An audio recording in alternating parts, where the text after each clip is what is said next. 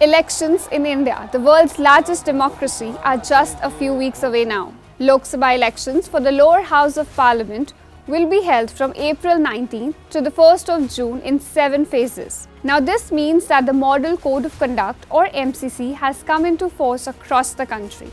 So what do these guidelines mean for political parties and more importantly for voters like you and me? Let me decode the Model Code of Conduct for you.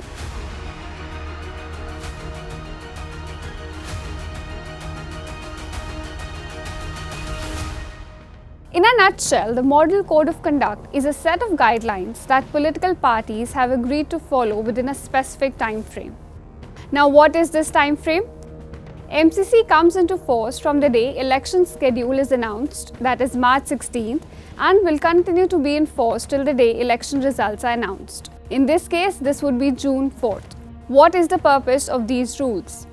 These guidelines aim to create a level playing field for all the political players. They regulate 8 categories including general conduct, meetings, proceedings, polling day, parties in power and election manifestos among others. Now the set of do's and don'ts apply to both political parties as well as individual candidates. Here are some major rules that candidates must follow when the MCC comes into force. No party can appeal to voters on caste or communal grounds. Parties must not engage in any activity that promotes divisions or hatred among communities. Parties must not attack each other personally and their criticism must be limited to their work.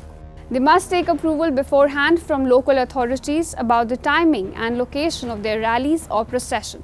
Now, there are also some specific guidelines for the party in power, such as it cannot announce any financial grant or lay foundation of a new project. It cannot use state machinery or state funds for its electoral campaign, and it cannot monopolize any public place for holding meetings. So what happens when a political party or a candidate violates these guidelines? Although these guidelines are not enforceable by law, a violation can however result in a variety of penalties. This includes warnings, campaign restrictions, fine and even candidate disqualification. So, do voters have a role to play in the process? Well, yes.